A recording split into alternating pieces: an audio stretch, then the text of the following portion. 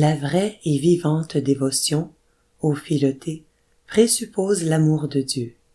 Ainsi elle n'est autre chose qu'un vrai amour de Dieu, mais non pas toutefois un amour tel quel. Tant que l'amour divin embellit notre âme, il s'appelle grâce, nous rendant agréable à sa divine majesté. Tant qu'il nous donne la force de bien faire, il s'appelle charité.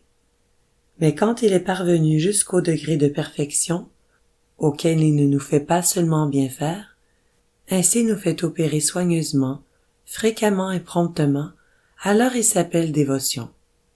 Les autruches ne volent jamais, les poules volent, pesamment toutefois, bassement et rarement. Mais les aigles, les colombes et les hirondelles volent souvent, vitement et hautement.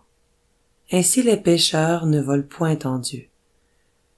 Ainsi font toutes leurs courses en la terre et pour la terre. Les gens de bien qui n'ont pas encore atteint la dévotion volent en Dieu par leurs bonnes actions, mais rarement, lentement et pesamment. Les personnes dévotes volent en Dieu fréquemment, promptement et hautement. Bref, la dévotion n'est autre chose qu'une agilité et vivacité spirituelle par le moyen de laquelle la charité fait ses actions en nous, ou nous par elle, promptement et affectionnément, et comme il appartient à la charité de nous faire généralement et universellement pratiquer tous les commandements de Dieu, il appartient aussi à la dévotion de les nous faire faire promptement et diligemment.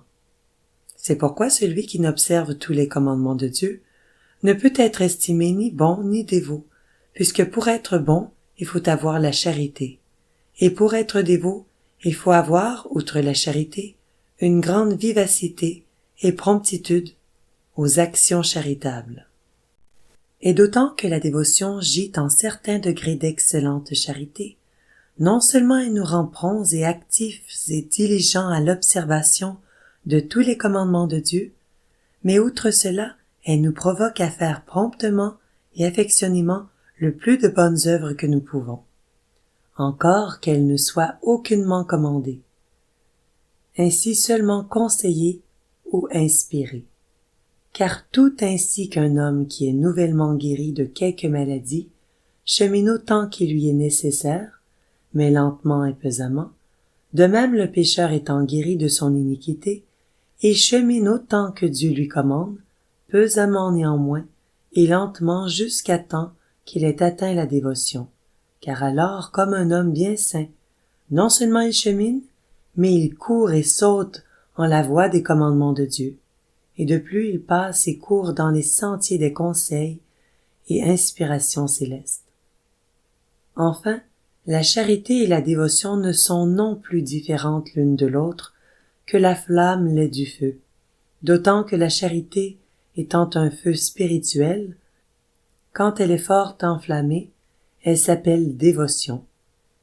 Si que la dévotion n'ajoute rien au feu de la charité, sinon la flamme qui rend la charité prompte, active et diligente, non seulement à l'observation des commandements de Dieu, mais à l'exercice des conseils et inspirations célestes.